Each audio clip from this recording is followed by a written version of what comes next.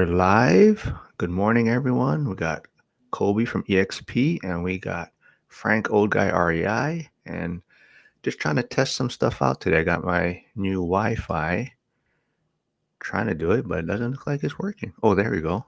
We're gonna test this out on Instagram too. So if anyone's out there, let me know how it's working on Instagram. But I'm on Facebook, LinkedIn. Seems like everything's working well. But morning, everyone. Good morning.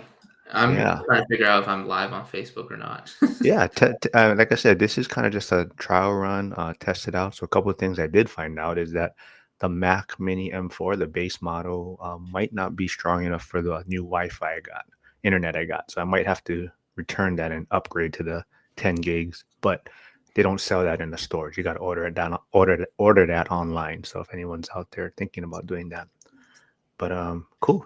Frank, did you get a chance to connect any channels or?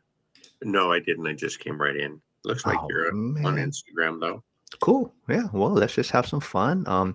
This is going to be kind of for Frank. We're going to kind of talk about out of state investing, and a lot of people kind of have a hard time jumping into out of state investing. But Frank is doing it in how many markets right now?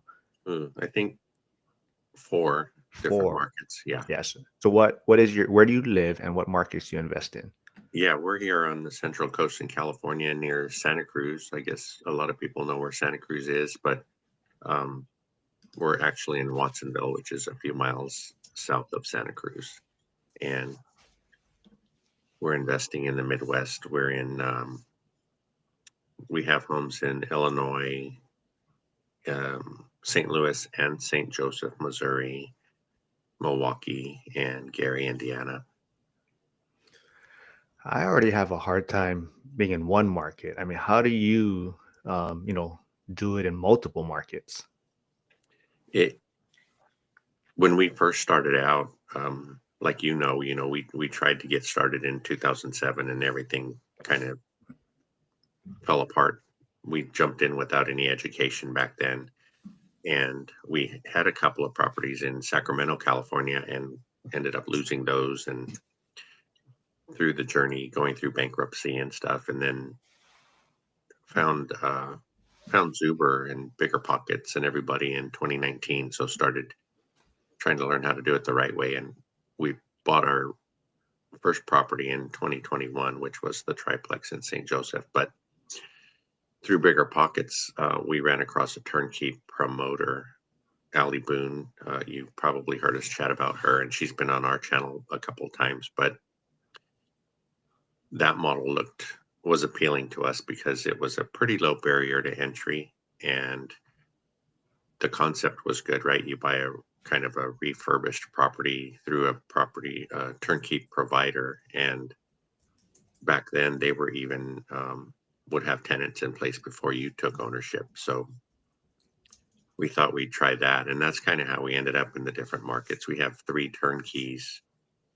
We got one on Millennial Mike's coattails with the turnkey provider that he used in Gary, and then the second one through Allie's network in Illinois. So we didn't just go blindly into all the different markets. Sometimes that's been a kind of a running joke in the group.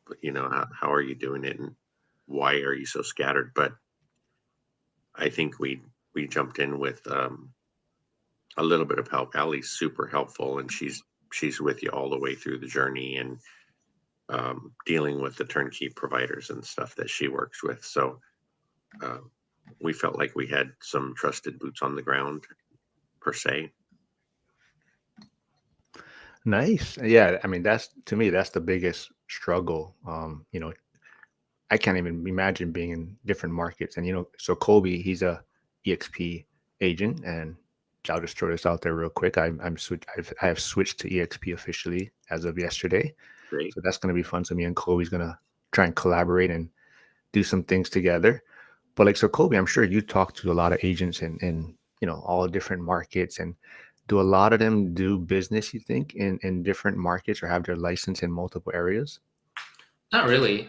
Most agents that I know have a license in just their local market, and it kind of does depend on reciprocity rules and where they're located. So most agents in kind of like the DMV area are licensed, in all three states or areas, right? DC, Virginia, Maryland, because everything is so close together.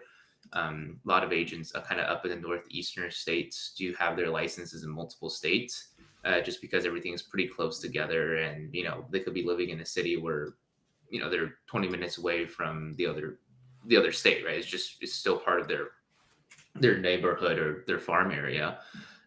So yeah, so it really depends on where the agents are located. If they're licensed and doing business in multiple states, I would still say, like, even though they're different states, they might be considered like the same market because it's close together. Um, but not a lot of agents will travel across the country to to do a deal, especially because they can collect referrals. So no, they're living in a one state for 6 months of the year. For whatever reason, they're living in a different state for another 6 months. That they might make sense for them to get licensed in maybe both Florida and California. But most people are just sending referrals and collecting a referral check with their license if that's the case. So, Cool. Yeah. So I'm still trying to navigate things. So it looks like we're on Instagram, and I see Denzel here commenting about the Lions. So Denzel was on the other week. So if anyone hasn't checked out that one, that was a interesting one because he ghosted me for a while, and so what happened was he had a fire at his duplex, or so we kind of discussed that about how dealing with adversity and how to move on from that. But I think it was on his birthday or the day before his birthday. But anyway, yeah. So we were supposed to do a live, and he didn't show up, and I was worried. I was like, "Where is this guy?" He wasn't responding to me, and then come to find out, he had a fire at his place. But thanks for stopping by, fellas. Yeah, Ned's here, Kyle's here. We gotta get Ned back on. He's been super busy though. But I also put Frank's YouTube channel in the chat, so go check it out. He also has the link for his ORAT T-shirt, which we're trying to raise money for the blind center at the ORAT event. So go check all that out. But yeah, Frank. So I guess, like like you said, you're kind of not, I wouldn't say the joke, having being in multiple markets, but like, are you trying to narrow it down now that you've been in multiple? You're trying to pick which one you like the best, or you still like the idea of being in multiple markets? Yeah, once in a while the thought crosses my mind about because we do belong in a few other groups. We're in a group called Addicted to ROI, and Jennifer Beatles started that group years ago, and she was living in Washington. I'm not sure if she still lives there, and investing there, and it got too expensive. So she started a network of agents across the Midwest. It's called Agents Invest, and they're agents that she vets in different markets, and then they look for deals for the people in her group and bring deals to them on a regular basis. There's usually a few new properties each week. And again, I don't know, how you can trust someone that you only know online, but I do have a lot of trust for her and her group. And um, to be an agent in her network, you have to be, I guess, I don't know how to say it any other way, but have good morals and good business, um, good business sense. But to be, and she continuously vets them along the way, and gets feedback from us. If we reach out to get information on a property or something like that, and we have a good or bad experience, she relies on us to get that information back to her, so she knows whether or not to keep working with those agents. But I am liking St. Louis for right now. We're trying to concentrate on St. Louis. We have 3 properties in St. Louis and 1 across the river in Illinois. We like our agent there, and she's one that we found through.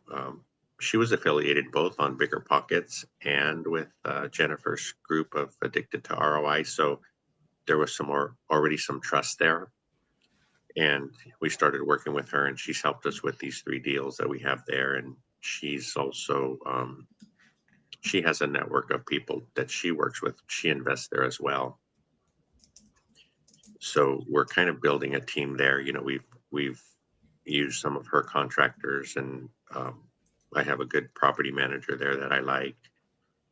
So, I was messing with Zuber the other day and asking him if, when you get set in a market, and you have a few properties, should you switch and to diversify maybe a little bit? And he got on me for that, but he says if it's working, in a market, why mess with it? So just keep going and doing what we're doing. And those are all single family homes. We have one duplex and one triplex, so we have a mix, but I think the next property that we look for will probably be a small multifamily, 2, 3, or 4 unit. All right. Yeah. Like I said, Pittsburgh is hard enough as it is, investing 6,000 miles away. And, I think even a lot of people would say investing in your backyard is hard enough, and you're doing it in multiple markets and succeeding. So I think that's awesome. And I think that's what's important for people that are always trying to get started. They're trying to figure out what market to get into. And you're kind of showing that you don't necessarily have to know right off the bat, right? You kind of can get into different markets maybe, and then kind of figure out which one works best for you. But yeah, I think I did find out I messed up. So we were on Instagram. I think I can't comment there. So I sent a comment and I think it shut us off. But yeah, like I said, I'm trying to learn and figure out how I can stream on everything. But that's good to know that it worked and the stream seems to be working well. So my new software seems to be doing well. But yeah, so Colby, I don't know if you saw, but Denzel messaged you on the Instagram side. He said if you need to connect with any agents, let him know because he does tutoring. He's an EXP agent also in Detroit, and he also helps people prepare for the exam. So he said you guys should connect, and you guys can do some collaboration that way. But cool. So yeah, Frank. So I mean, as far as like being in different markets, does that mean you have to use like different lenders? You have like I'm assuming you have all different property managers. Like how do you dealing with all these different individuals? Yeah, I think right now we're pretty well set on our property managers because we do have 5 different property managers, but along the way we have had to let 2 go. Last year when we went to Zuber's Allrat event at the Midnight Denny's meetup, we met Justin Cambra, and he's a big investor in Wisconsin, and he referred us to Smart Asset Realty there. So we switched over to them about 6 months ago and have had a much better experience with that property and with them. So I think I don't really have any issues to speak of with any of our property managers. And again, being in this community has really helped a lot not just to get ideas from people who have maybe gone through the struggles that we're going through or things like that, but recently in a lot of the chats, people have been saying, if you're stuck in analysis paralysis, maybe just find something, and we're always there to help too, you and a lot of the other people in the group, but you're going to learn a lot more by getting that first property and going through it. I think your guest that was on with you and Mikey yesterday said the same thing. He's got 1 or 2 duplexes, and he was saying he doesn't really join the groups as much right now. He's learning as he goes with the properties, and to be sure you have strong reserves. And I think that's one of the biggest things to start with is reserves, because it'll carry you through. And because things are going to come up, they always do. And even though you might think you learn everything on the first property, the next buy is going to be different. It's going to have different issues come up. So that part probably never ends. Even if you're in it for 10 or 15 years, if you're still buying, you're going to run up against new challenges. Yeah, totally. So MJ was the guest yesterday. He's in Chicago. He was going to try and make it on, but he's working. He's a UPS driver, and it's a busy season for them. So he's working some OT to get that next property. But there is a question for Kobe from Trade Better. Thanks, Harrison, for stopping by. He says, Kobe, would you recommend we all train to be agents to be better investors? Yeah, that's a good question, man. So Harrison, our podcast is out, man. It's getting good traction. I don't know if you saw that, but yeah. So there's different reasons why an investor will want to, be licensed. I would say. I want to make a distinction. So there's kind of a difference between being licensed and being a quote unquote active agent. So you could be licensed and not necessarily represent people and sell properties. You could, most investors, what they do, they have their license, but when they run across people that want to sell or buy, they refer them to another agent, right? Because they're busy with investing. They're, a lot of investors have other full-time jobs as well. So they're not necessarily having the time to be able to be a full-time agent, right? Because being an agent is another business or a career or a job on its own. But there's benefits to that. So one of the big things that I've seen a lot of investors who ended up getting their license is they just have a lot of friends who see the success they're having investing that haven't started investing yet, but want to start investing. So they're going to you, right, for advice. They're asking you, what should I invest in? Where should I be? What markets I should be looking in? Can you help me find a rental property?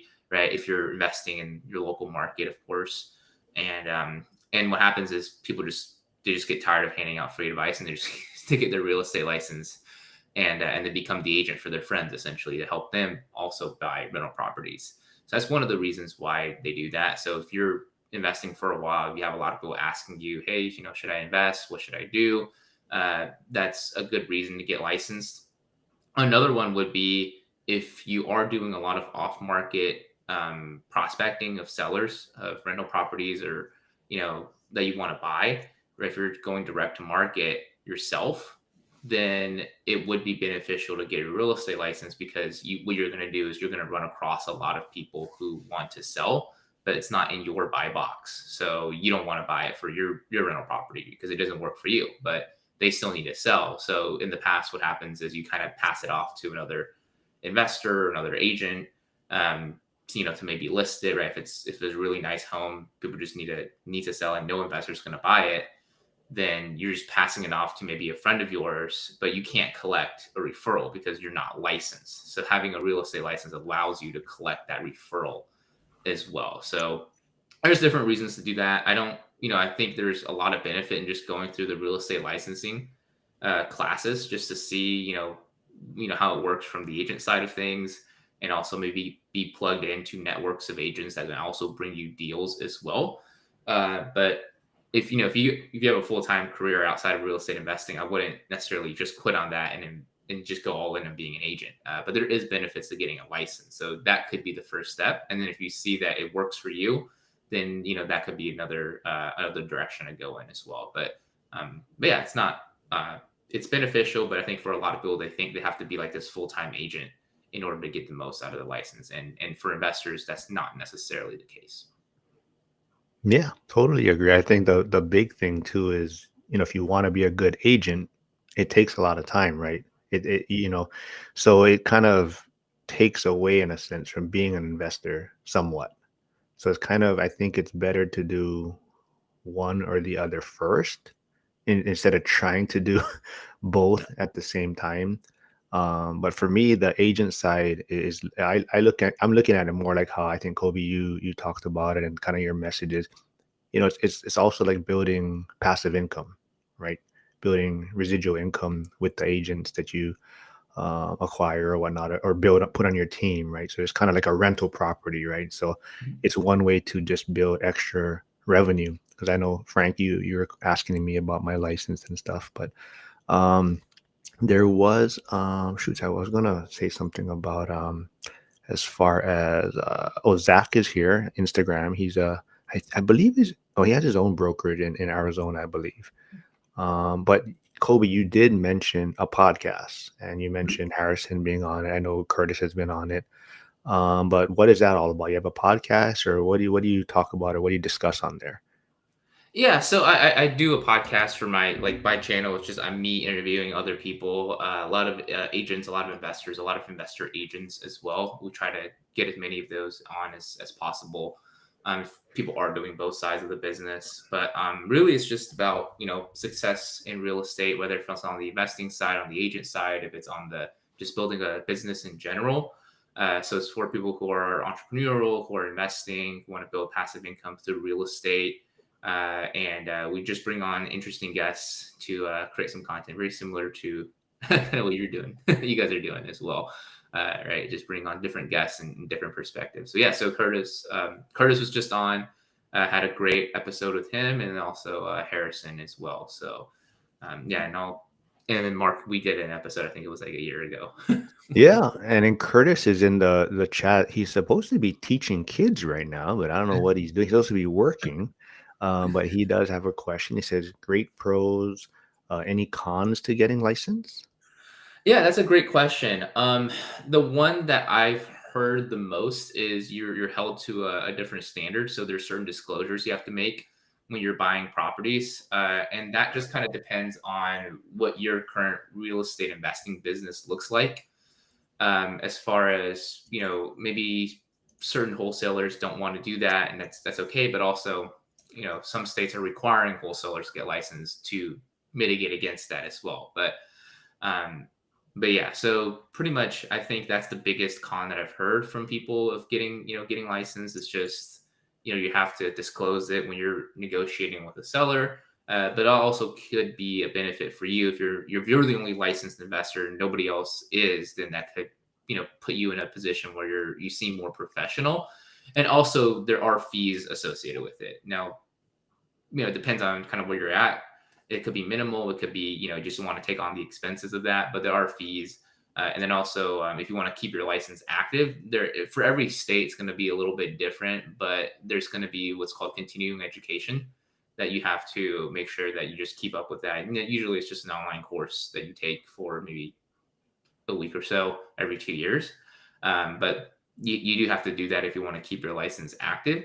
And then there's fees probably around $1,000 or so a year to just maintain your status as a um, licensed agent with a realtor board.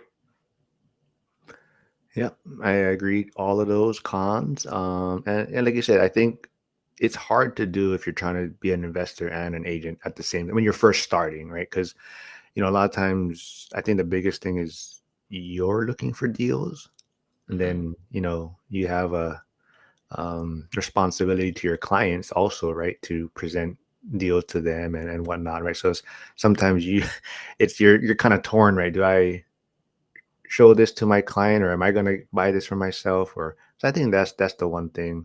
And like you said, there the kind of the legality of things and the responsibility of being an agent and being held to a higher standard. So that is one thing. Let's see. Yeah, Joe here talking shit about my Bears.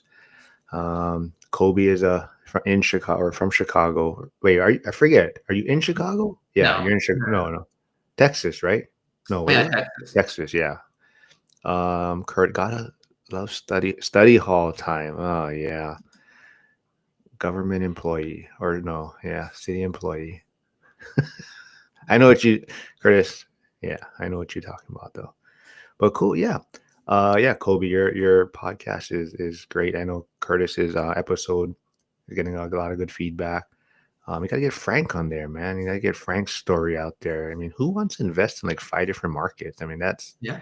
that's just crazy, I think. But he's making it work, right? And Frank, you kind of talked about it before too, but like you touched on it briefly, but you almost quit, right? Or you didn't almost get started in investing again, right? So you had some failures early in your journey, and can you touch on that real quick? Yeah, I think the thing that motivated me in the beginning was, like I've mentioned, I didn't have a retirement account. I'm a general contractor and have been for 30 something years. And I was just plugging away, just working every day and living day to day. And in my mid 40s, when back then, I'm 61 today, and I got scared because I didn't have anything saved for retirement. And when you start to dive into that system, Social Security and all that stuff, that's not going to get you very far with what you get. So in the beginning, that was my why, and then it kind of transitioned into m- maybe at least helping my wife Cynthia retire or make work optional for herself. She's been a teacher for 20 plus years, and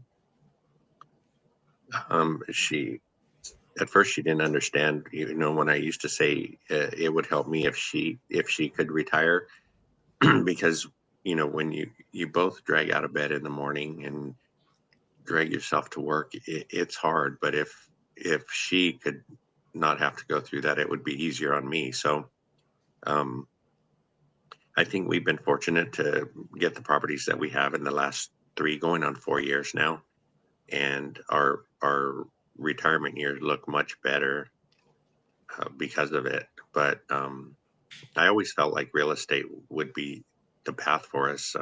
I did look into, retirement accounts and making extra deposits into those accounts, but even that wouldn't have gotten us very far in the time that we've been doing it. So that's why I hung on, and I was going to do.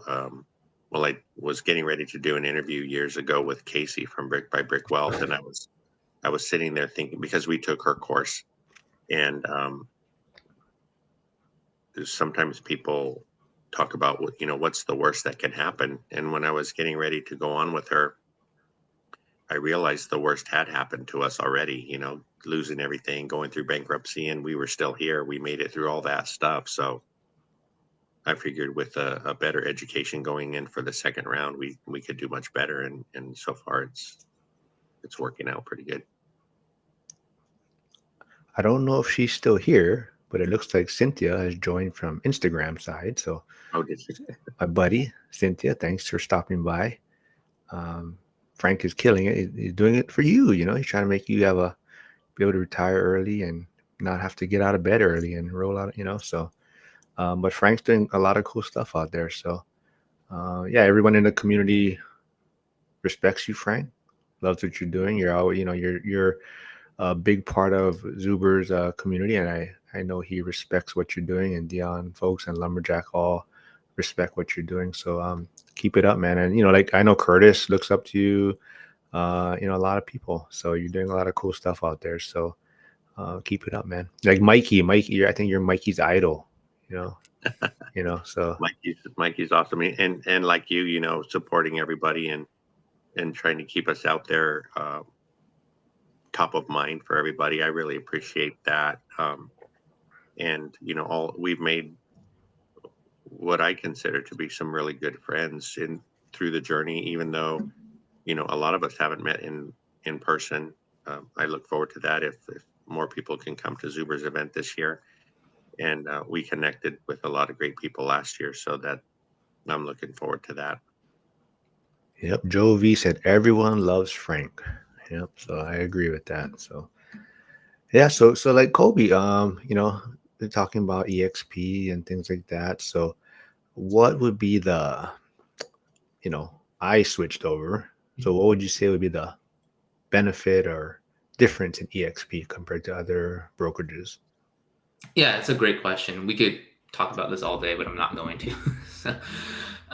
So like when you mentioned Mark earlier, about EXP being having the opportunity to acquire agents and build a passive income stream, I think that in itself is the biggest difference between EXP and other brokerages, right? Because you could have a real estate license with any other brokerages out there, right? If you're an investor, if you're if you're selling real estate as an agent, that's there's a little bit more that goes into that as far as figuring out which brokerage is going to be beneficial for you. But pretty much at EXP, you have the opportunity to do what you couldn't do in the past, which is build a real estate brokerage without having a broker's license, and eliminate all of your liability. So as a broker, you're the person who is liable for all of your agent's actions.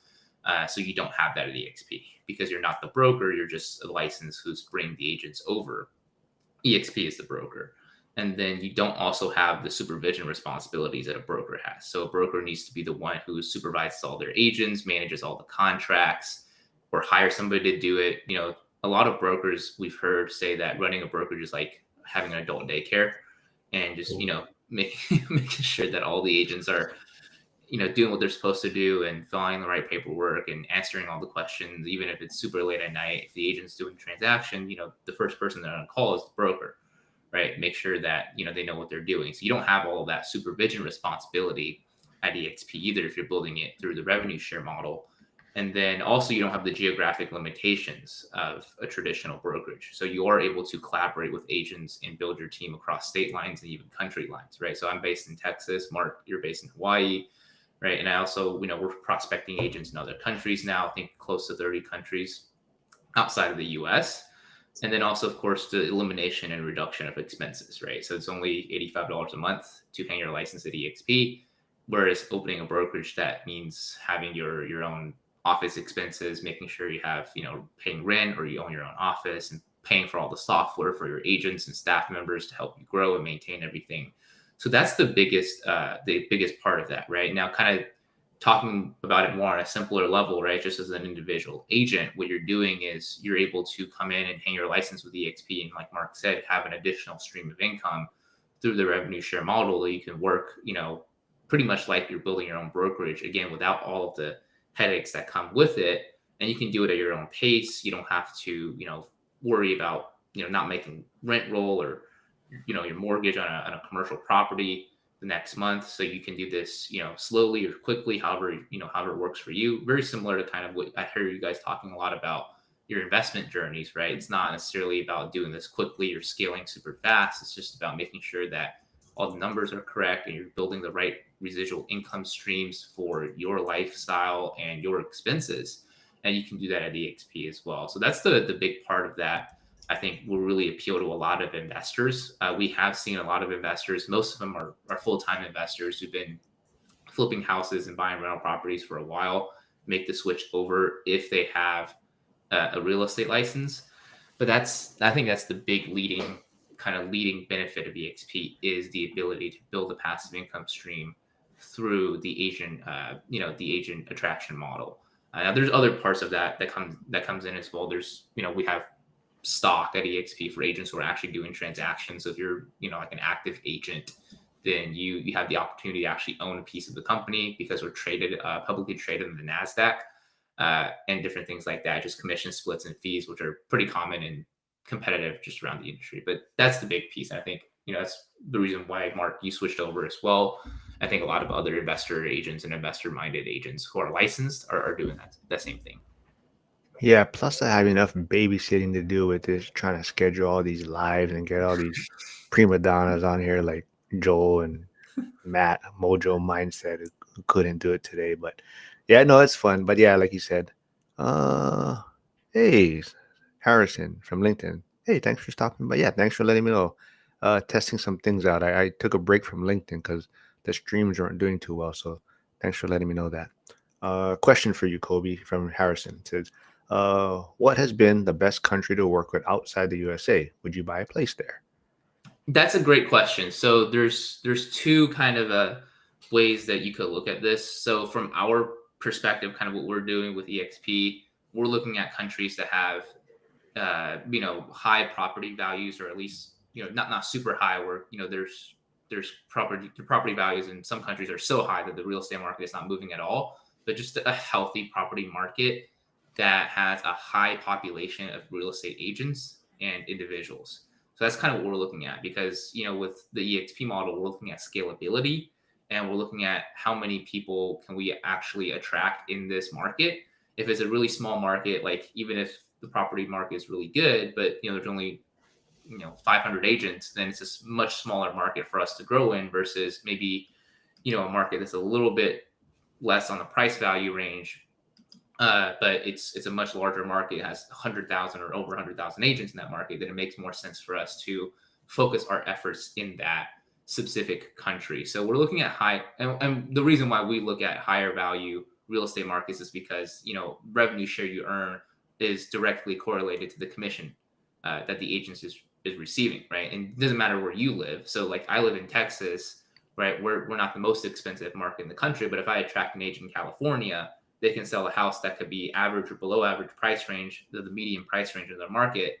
But because we all have the same cap across the board, they will be a capping agent at EXP. And then, even though I live in Texas with less expenses for my personal lifestyle, if I have a lot of agents in a high price point market, that still works out pretty well for us. So it's very similar to like, living in a high price point market, but investing in a more beneficial market, kind of like what you guys are doing right on the investment side. So that's one of the things that we look at. So countries that we're looking at now, personally, South Africa for me, because the South Africa real estate market is very similar to the US market. We're also doing quite well there, but also countries in Asia. So we're expanding in more countries in Asia as well, higher population, more growth rate, and different things like that. Now, places that you would buy, Portugal is a very popular one. People are investing in Portugal a lot as far as the European market. Good return on values, a good return on investment, and also just because they have just benefits there. So some people might want to move there later. They like the place. They could get what they call a golden visa. If you invest a certain amount there, you can actually just move there and be not necessarily a citizen, I don't know for sure, but a resident there. And there's benefits to that. And then a lot of people are investing in kind of the Caribbean countries and the like the island countries, if you will, in the Pacific America, if you will, because they're they like traveling there. So they're also they're also looking to maybe put up an Airbnb, but also maybe make it like a vacation home of sorts for themselves as well. So those are kind of the markets that people are investing in. But yeah, you could invest theoretically in other countries too. So if you're investing outside of your state, you could theoretically invest outside of your country as well. More risk, but potentially more reward. Right there, Frank. You got more markets to look at now. You can jump in from 5 out of state and then now 5 out of the country. I didn't even think of out of country. That's great. We got Lars here. We got Lars here. Thanks for stopping by, Lars. And Lars is doing out of state investing also. So Lars, if you are still here, I know you're in one market. Like I said, we're talking about Frank being in multiple markets and the challenges that he faces doing that. So if you had any questions or experience with just dealing with one market out of state, you can put that in the chat and let us know. But yeah, Frank, so I guess for you, would you recommend people maybe starting in more than one market, or how would you approach that if someone approached you and said, how do I get started? I think probably the best advice that we've come across over the past few years is to no matter where you're going, to follow somebody that's doing it successfully already in that market. And again, like I said before, we have the turnkey and Gary, and we probably wouldn't have done that if Millennial Mike wasn't there. Someone in the chat had asked if we would buy in Gary again, and I think whether we buy in Gary or St. Louis, I think our next purchase is probably going to be something where we're going to remodel it and add value. Buying things turnkey, basically, there hasn't been room for that kind of growth. And actually, Millennial Mike suggested that we do that. And it's been tough, being a contractor myself. I would love to fly wherever and do the work myself, but at least to go there and supervise whatever contractors we're working with and things like that to add equity or build in equity and advance ourselves that way. Buying turnkey or basically turnkey properties is a little bit slower of a process, but definitely there's so many people in the group that invest in so many different places and have been doing it for a while. They already have connections, and most of the time we find that they're willing to share all of their network with whoever's asking. They're not, tight-lipped about it. Like we thought in the beginning, people wouldn't want to share that information too much because they're afraid that it would slow down their progress, but that hasn't been the case in this community. Yeah, totally agree. I think a lot of it too is, like kind of talk about in the community is real estate is kind of a slower moving asset class. So it's, you can't buy all the properties, right? So it's even if a good deal might come across your table and it just like, you don't have the funds for it at the time. And that's why everyone is willing to share their resources and whatnot, because, they figure it'll come back to them later on when they are ready. But There was something. Let's see. Cynthia comment. Thank you. Oh, Cynthia's going to her morning meeting. So I guess Cynthia likes the Instagram side, but thanks for stopping by, Cynthia. I see Inspire Partners 2021. Thanks for joining. Let's see what else we got here. Oh yeah, you guys can build a ORAT like contracting rehab group. Joe V says. He says, "Oh, you, Joe, Hyder, Frank, you guys can fly all over and do the work for everyone." Oh, that might be a business model. Um, yep, Lars has a great point. He said one thing people don't realize is that buying in a different market gives you optionality. Yeah. And, Frank, you did kind of touch on it too. Like the turnkey model, right? I think a lot of people are kind of trying to stay away from that because, like what you talked about, where maybe there's not a lot of equity or not a lot of growth because you're kind of paying top dollar. But I still think it's a great way to get started or get your feet wet, right? Kind of a base hit to kind of feel things out. And like you're saying, a lot of us have made a lot of mistakes on those first few properties. And I think a turnkey property is a great way to get started. Do you still feel that way?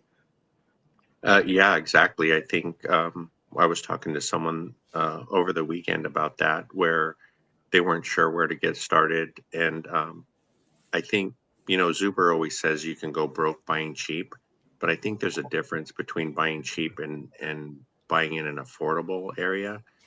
We didn't have a lot of money in the beginning to get started. We still don't, but to get in, it was a lot easier.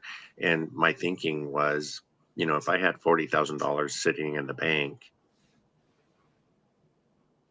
life was going to take it some one way or another. So if I could get it into a property and start learning, and like you said, turnkeys, you definitely need to vet the property and do your inspections and all of that stuff, do your due diligence. But I think it's safer that way.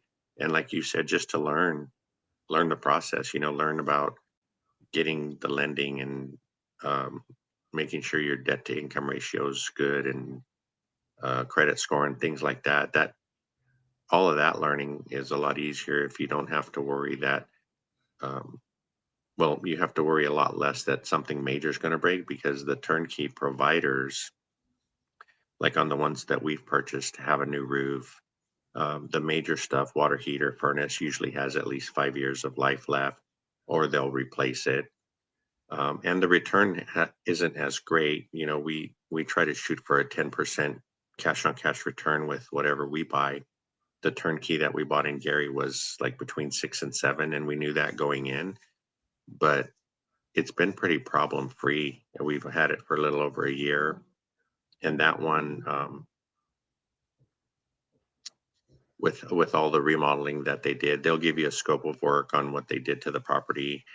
And we honestly have had a few that we didn't purchase after we got the inspections done. They had issues that we weren't okay with. But um, again, if you find someone like Allie, that's that's got your back through the whole process. Chester worked with Allie. He got his first property, and that's been super exciting. He's been analyzing for a long time, and finally jumped in. And through the first few months of his journey with that property, he's learning so much, and hasn't come up against anything that he couldn't deal with or overcome. So I think, I think turnkeys, a lot of them are in affordable markets where you could jump in pretty easy, and always lean on, other people. We're willing to take calls or emails or anything from anyone that needs help, if there's any way we can help. And I talk about that too, because we have our accountability calls, in the group. But when you jump in, you're not just learning from someone like me who's only been doing it for 3 or 4 years. So many other people join in that have much more experience and have gone through a lot more, and connections are being made in different states. People find out, oh, you live around the corner from me, or whatever that might be, and they're able to get help from someone that's actually near them. So that's been a positive thing. We got the great all-nighter hider popping in. He just stopped by he just finished up the daily financial news with Zuber. So that's the struggle too, planning all these lives and whatnot, especially when Zuber puts out so much content out there. It's hard to navigate things around his schedule.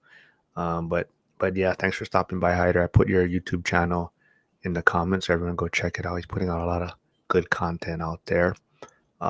Curtis says he is searching for an additional market. So he put out in school about the Milwaukee market. So if anyone knows about that, reach out to Curtis and fill him in about that. But I'm calling him a trader because Curtis is actually a Bears fan. So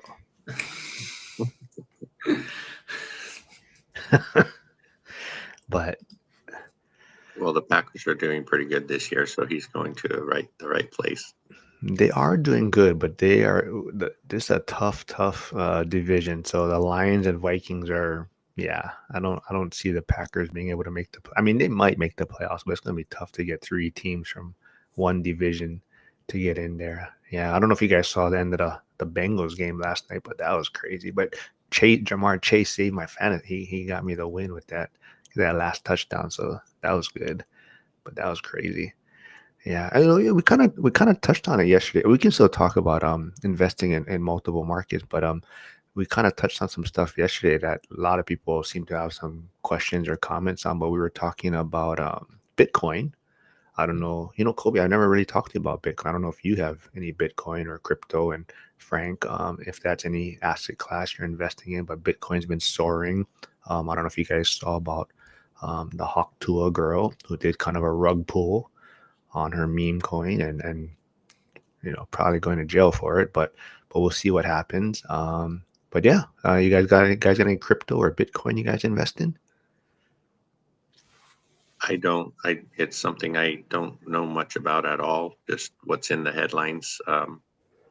And like you said, I think I need to concentrate on the real estate and get that nailed down and make sure it becomes profitable. And then, then you can check out other things. What about you, Kobe? Crypto, Bitcoin? No. No, I don't know much about that either. I think I agree with Frank. Right, you focus on your lane of business, asset class, and then it's not saying like other things don't work. It's just you have to focus on the thing that you know most about, and then try not to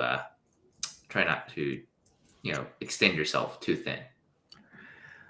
Oh, we got Hugo stopping by. Stay when he heard me talking about mentioning Bitcoin and Hawk Tuah girl, so that's why he's here. But Hugo, thanks for stopping by. So I don't know. He's been doing a lot of lives too, so go check him out on YouTube and X. Go support Hugo out there. But yeah, same thing. I kind of talked about it yesterday. I mean, Bitcoin. I think it's a great asset class, but like Frank mentioned, I mean, real estate itself is already challenging enough to be, I guess, good at it, right? So for me, that's my focus right now. And then at some point, right when like Zuber, they talk about they have 1% of their net worth, but after a certain point, it's kind of just a place to diversify. But in the beginning, you're trying to build up these reserves and build up these funds. Hugo said he's going live at 8 a.m. on Vertical YouTube.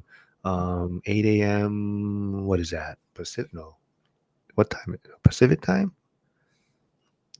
Pacific probably. So probably about 10 minutes. So I don't know if you guys been following on YouTube, but I guess YouTube is doing a vertical live streams also now. So it's another way they're kind of trying to not go against, but be like TikTok, I guess. So you can, I guess, get not donations, whatever. I'm not on TikTok, so I'm not sure how people pay you or donate or whatever. But I think YouTube is also trying to push that feature out there. So you can do lives, vertical streaming. So go check that out. Go support Hugo out there. But Hyder says all the scams surrounding specifically Bitcoin have not involved the Bitcoin thesis. They have just involved but the Bitcoin protocol was not the problem. Yeah. So Hyder said that's his reserves because he was already in Bitcoin. Yeah. I'm just afraid that I'll never figure out how to. I would lose it or lose my, I would lose my wallet or whatever, and I just would never have access to that. Did you guys hear that story? I heard about it before, but Zuber reminded me about it. They were talking about the guy that bought a pizza with so much Bitcoin. This is like in the early days of Bitcoin. Yeah, it'd be worth like how much? Do you know how much it'd be worth today, Kobe? I forget, but he bought a pizza with like Bitcoin when it was like super like whatever pennies or whatever, and then today it'd be worth like millions or maybe a billion. I don't know, but that's a crazy story. Yeah. Never know how your luck could change just like that. Yeah, even that one guy, right? Didn't he lose it or he had it on his computer or something, or and he threw it away and he's been like searching dumpster, dump sites and trying to find find access to his crypto or his Bitcoin. But yeah, that's my where I don't know. Wasn't Yeah, someone talking about how they were just transferring it from one platform to another and they didn't do it right and lost it and couldn't retrieve it? Yeah. So I could see that happening. So Oh, you know what, Kobe? I'm not even sure if you know her. I don't know if you've been following that story. She was on Zuber's channel a few times. No, see, Jovi said 10,000 Bitcoin, I think, for the pizza. It's be worth 1 billion now. Yeah, that's for a pizza. It's crazy. Probably Yeah. Chicago, maybe a Chicago deep dish pizza would be worth it. Yeah, I don't know. But she is known as the short sale queen. She's in Texas, I believe, Dallas, I believe. But she got arrested and is facing 30 years in prison for forging documents. But her model was short sales, and I believe she was coaching and teaching people how to do it. But basically, she was forging documents, I believe, to kind of delay the foreclosure or make as if to the banks, right? Like there was an offer or some way to prolong the foreclosure from going into effect. So that's how she was doing the short sales. But yeah, so she was on Zuber's channel a few times. And yeah, I was just was wondering if maybe you've ever done business or encountered with her, but I believe she's in Texas. No, I think I've heard of her. Maybe I've seen her channel before. You mentioned Short Sale Queen in Texas. It kind of rings a bell, but not never done business with her. Yeah, I mean I think, and Zuber and Jason Pritchard were talking about it, and I think they were saying supposedly, from what it sounds like, it was for like it maybe the transactions would have came out to about 300 something thousand or 400,000 in commissions. So, but I have a feeling that wasn't all the money that was, so she was teaching people how to do this also, right? So maybe she had a course. So a lot of, maybe just from a transaction side, it was like whatever, 400,000, but maybe on the school platform or whatever her coaching was, she was bringing in revenue from, possibly teaching people how to do this type of strategy. But yeah, so anyone out there paying for, teaching or coaching and all that, be, kind of aware of who you're dealing with. And, if I don't know if Frank, do you know if Zuber put out that Jason Pritchard interview yet on YouTube, or is it just in school?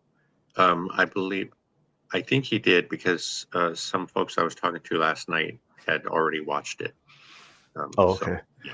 I highly recommend that one. That was I tuned it. Sorry, Frank, I didn't come to the old guy. I didn't think I was invited to the old guy accountability group because I didn't make the age cut.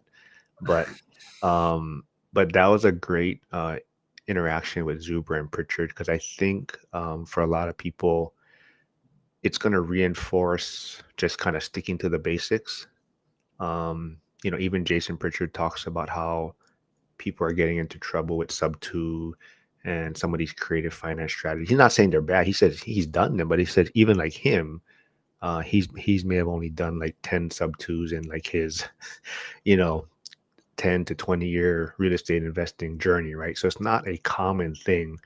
And there's a lot of people doing these deals where there's not enough meat on the bone. So if anything goes wrong, now you're in trouble or you're underwater and you're trying to figure out an exit strategy. So he's kind of just saying like, make sure you're at a point where almost like if something goes wrong, you can buy the property outright on your own. right? And so I think it's a great reminder to a lot of people that you know, and I see it to a lot of people I talk to, they get their first rental and then they start thinking, but I want to do short-term rentals now, I want to do midterm rentals. And I'm just like, oh, slow down. Like you forgot to set up your escrow payments, or you forgot to, you didn't realize your property manager was charging you all these extra fees. So it's like you still trying to figure out how to be a landlord, and you're trying to expand and do all these other things. And I think that interaction with Jason Pritchard and Zuber was a great one for people if they can check it out. Hey, Paul Rink is here. Thanks for stopping by, Paul. You're killing it, man. You're doing a lot of cool videos out there, man. I think you're niching down on the house hacking strategy. So if anyone's out there, go check out Paul's YouTube channel. He's doing a lot of cool stuff. I think he's interacting with a lot of house hackers, and I think that's a great way to get started in real estate if you can. But yeah, anything else you guys want to talk about, chat about, what you guys working on, what you guys got going on? I had a question for Kobe earlier. You were talking about the different countries, Mhm. and there are a couple of people in the community that are in Canada, and so they're investing here in the States because of our, 30-year fixed mortgage rates and loans and things. Is that a challenge in other countries? I don't think anybody else has that kind of a structure, do they? No, so the way I think like the real estate market works in the US is very unique as compared to how it works in other countries, especially just like from what I know on the representation side for sure. Like I think we're the only real estate market where it's so specific as far as like there's a buyer's agent and there's a listing agent right now. That might change over time as well with kind of what's going on, but yeah, with financing, it's just going to be different for every country. um, a lot of the financing terms are not going to be as favorable in terms of you can put so much or so little down as you can here in the U.S. and buy properties in some of these other countries, especially if you're like a international investor, right? They're really looking for like injections of cash, uh, essentially to give you the benefits. Do you invest in properties as well? No, and definitely not out of the country for now. But I know people who do, and it's Mhm. I think for them, it's just they're in a different stage of their investing, a different stage of life. A lot of people who are investing out of the country are people who travel a lot to those countries that also we use that as a vacation home for themselves. Is the biggest reason why they would look outside of their countries. Okay. Yeah, and to Mark's point earlier, with talking about reserves and stuff, I think Casey says it sometimes when she's on with Zuber that, money solves a lot of problems. So, to have a decent cash reserve is helpful. Um, and you mentioned you don't invest out of state. Do you have any properties here in the States? No, No. no, yeah, I haven't started on that Mhm. piece yet. No. I do work with, I have a longtime friend here in California that's an EXP agent, and I think he's been with EXP for going on 5 years now. But they, every time I talk to him, he's flying off to some convention. Do you attend a lot of those things? Uh, I I wouldn't. Once a year is Okay. we have our EXP con once a year. I think it was in Okay. Miami this year, and it's going to be in Miami next year. Um, and the past couple years has been in Vegas. But yeah, there's a lot of events going on. So we have a Mexico like in Cabo event coming up in March. I think there's just events scattered locally all the time. So yeah, if people plug into that. There's so many events to go to, Yeah. but it's also like it's good to go to them. But you guys know, like going to conventions also costs money as well. So, Right. Yeah. It's pretty expensive to fly all over the country. yeah, We got Chris here from Lynchburg. He's been busy with he's doing he's economics and stuff, and he wants to teach when he's I don't know, I guess when he's retired he wants to teach still yet, like uh so he's trying to work on that. So he hasn't been on the channel recently. But I think he's avoiding me because the Patriots suck right now. So I think he doesn't want to. Well, okay, I better not say that because the Patriots destroyed the Bears. but yeah, but yeah, man. And I think Kobe, you did go to an event. You said you think you may have saw Donato from Bright Investor, and I think did we confirm that Bright Investor is working with EXP now? Did we? I forgot if we did we confirm that or. I don't know if we confirmed that yet, but I seeing him at the convention was a sign. Yeah, I know Donato mentioned from Bright Investor that they were going to be partnering, I think, with EXP to kind of um, maybe provide agents with access to Bright Investor to use. So I'm not sure exactly, but I don't want to. Don't take my word for it. I just remember Donato mentioning that, but we'll go check on that. Yeah, Chris says the internet just chopped out. Sorry. What's up, man? Yeah, I was just talking shit about you for a little while, but need you to hop back on, man. We need some real economic information going on here. Hey, yeah, he did see. He knew when I mentioned the Bears and the Pats. But yeah, what you got going on today, then, Frank? Kobe got to interview a lot more people today. Frank, you got doing some work. Yeah, not interviewing today. I think I've gotten it pretty much everything scheduled until like the end of January. I have one more person to interview this just like for the rest of this year, and then we're set for the pretty much in the end of January. But I'll be scheduling more interviews in January for for the rest of the year in 2025. But yeah, that's pretty much what I got going on. Kind of just enjoying the end of the year. How about you, Frank? Drinking some Yeah, beers, Frank.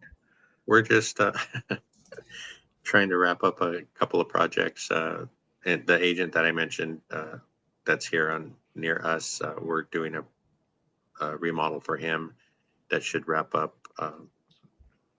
Take us about 3 or 4 weeks, and then looking forward to next year. This year, as far as the investment properties, has been kind of rough. We've put a lot of money into the properties, and it looks like it's all going to start paying off soon. So next year should be a really, really good year. Nice. You guys have any fun plans for the holidays for Christmas? For us, I think we're just going to lay low and yeah, just enjoy the time off that we get. You know, we don't. I think my wife, she's got like a week or so off from school, and I usually just take the immediate holiday off. So I thought you were coming to Hawaii, Frank.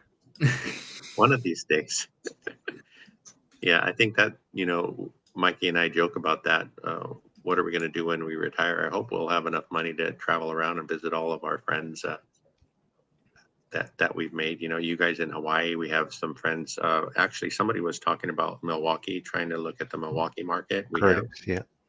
yeah. Well, he probably knows Cody. Cody's in Milwaukee. Brett Beesboer, your favorite firefighter, is over there. Yeah. He must be busy because I haven't seen him or heard from him. Oh, well, he actually commented recently on my Facebook, but haven't seen him as much recently. But Chris has a question for you, Kobe. Before you wrap things up, he says, "Have you seen more action in resale over the last month?"